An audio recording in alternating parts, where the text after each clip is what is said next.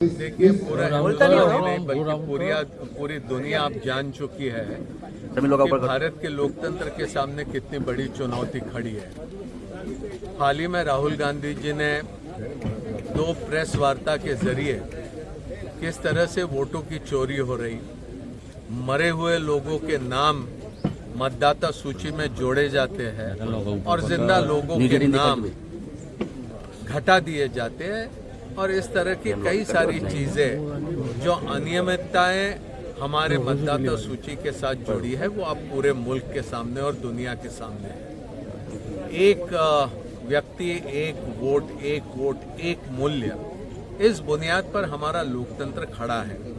लेकिन अगर इस तरह से धांधली मतदाता सूची में होती है और चुनाव आयोग अगर इस तरफ कोई ध्यान ना दे, सोते रहे, बल्कि कोई कार्रवाई ना करे, तो ये इससे बड़ा खतरा हमारे मुल्क के सामने और कोई दूसरा हो नहीं सकता। इसी के साथ साथ गुजरात में पिछले करीब 30 सालों से भारतीय जनता पार्टी की सरकार है। समाज का कोई एक तबका ऐसा नहीं कि वो इनके कामकाज से संतुष्ट रहा हो, समाधानी रहा हो, खुश रहा हो।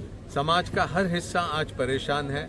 महिला अलग परेशान, किसानों की अपनी समस्याएं, छात्रों की और दूसरी समस्याएं, नौजवानों के रोजगार की समस्याएं, ये तमाम स्थिति आज गुजरात के सामने है और इसलिए गुजरात के स्वाभिमान को लेकर, लोकतंत्र की रक्षा करने के लिए और गुजरात के लोगों को न्याय मिले, संविधान पर हमारी सरकार चले, ये तमाम चीज़ों को लेकर लोगों के आवाज़ के साथ हम अपनी आवाज़ जोड़ने के लिए अब पूरे गुजरात में निकल चले। सर, गुजरात भाजपा प्रदेश अध्यक्ष में ओबीसी का कार्ड खेल के ओबीसी की तरफ से प्रेसिडेंट बनाया, उसके बारे में क्या कहेंगे? देखिए, भारतीय जनता पार्टी अपने नुमाइंदों को किस तरह से चुनती है ये उनका अपना पार्टी के भीतर का मामला है, उस पर हमने कुछ कहना ये मुनासिब नहीं है।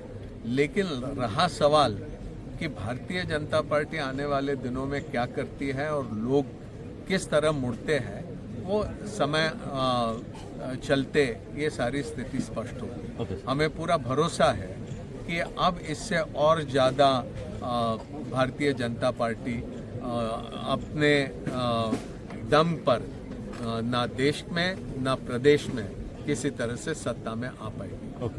Thank you. गुजरात में छेल्ला 3 દાયકાથી શાસન કરતી ભારતીય જનતા પાર્ટીની સરકારમાં જે રીતે લોકો સાથે અન્યાય થાય છે, જે રીતે લોકો સાથે ભેદભાવ થાય છે, જે રીતની આખા ગુજરાતનું શાસન છે, એના કારણે તમામ વર્ગ વિસ્તારના લોકો આ સરકારથી હેરાન પરેશાન છે। મોંઘું શિક્ષણ લીધા પછી યુવાનો બેરોજગાર છે। સરકારમાં અનેક પદો ખાલી હોવા છતાં સરકારી ભરતી નથી થતી। ફિક્સ પગાર, કોન્ટ્રાક્ટ, આઉટસોર્સિંગથી યુવાનોનું શોષણ થઈ રહ્યું છે। મોંઘવારીને કારણે ઘર ચલાવવું મુશ્કેલ છે। ભ્રષ્ટાચાર ચારે તરફ છે। રસ્તા પર ખાડા છે કે ખાડામાં રસ્તા છે, એ પ્રશ્ન આખું ગુજરાત પૂછે છે। ત્યારે મંદી, મોંઘવારી, ભ્રષ્ટાચાર, બેરોજગારીથી આખા ગુજરાતની પ્રજા ત્રસ્ત છે। ખેડૂતો આર્થિક રીતે પાયમાલ થયા છે। દારૂ ને ડ્રગ્સની બધી વધી છે। યુવાધન બરબાદ થઈ રહ્યું છે। નાના મોટા ધંધા વેપાર ચોપટ થયા છે। વિદેશની નીતિઓને કારણે, સરકારની નિષ્ફળતાઓને કારણે ગુજરાતનો હીરા ઉદ્યોગ હોય, સિરામિક ઉદ્યોગ હોય કે ટેક્સટાઇલ ઉદ્યોગ હોય, આ બધા આર્થિક રીતે નુકસાનમાં છે। ત્યારે એવા સમયમાં આખા ગુજરાતના લોકોની જે તકલીફ છે, જે દર્દ છે, જે પીડા છે, જે આક્રોશ છે, એને વાચા આપવા માટે ગુજરાત પ્રદેશ કોંગ્રેસ સમિતિ દ્વારા આખા ગુજરાતમાં વિધાનસભા દીઠ જન આક્રોશ સભાઓની શરૂઆત કરી છે। આજે સવારે વહેલા દહેગામ વિધાનસભામાં લોકોને મળ્યા છે। આજે ભિલોડા વિધાનસભામાં શામળાજી ખાતે લોકોને મળી રહ્યા છે। ત્યારે ચારે તરફ લોકોમાં આક્રોશ છે, લોકોની તકલીફ છે, લોકોની ફરિયાદો છે, લોકોના આંદોલન છે, પણ સરકાર કોઈની પણ વાત સાંભળતી નથી। કારણ કે સરકારને એમ છે કે વોટ ચોરી કરીને અમે તો સત્તા પર આવી જવાના છે।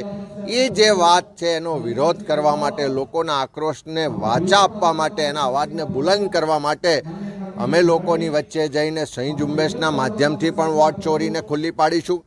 લોકોના આક્રોશને વાચા આપીને રસ્તા પર ઉતરીને આંદોલનો કરી અને આ વોટ ચોર, ગાદી છોડ એ નારાને 2027માં ગુજરાતના લોકોના આશીર્વાદથી સફળતા સાથે સાબિત કરીને બતાવીશું. સાહેબ, ભાજપના નવા પ્રમુખ જગદીશ વિશ્વકર્મા આવ્યા, શું માનો છો એમના આવ્યા પછી શું ફેર પડશે? ભારતીય જનતા પાર્ટી એના પ્રદેશ અધ્યક્ષ તરીકે જગદીશભાઈ પંચાલની નિમણૂક કરી છે. અમારા તરફથી એમને શુભેચ્છા પાઠવું છું, અભિનંદન પાઠવું છું. પણ ખાસ કરીને 3 દાયકાનું ભારતીય જનતા પાર્ટીનું જે ગુજરાતમાં શાસન છે એમાં જો સૌથી વધારે કોઈને અન્યાય થયો હોય, ભેદભાવનો ભોગ બનવું પડ્યું હોય તો ગુજરાતના SC, ST, OBC ને માઇનોરિટી સમાજને થવું પડ્યું છે. ગુજરાતના ખેડૂતો હોય, ગુજરાતના યુવાનો હોય કે સામાન્ય વર્ગના લોકો હોય, દરેક રીતે હેરાન પરેશાન છે. એની આર્થિક સ્થિતિ નબળી થતી જાય છે.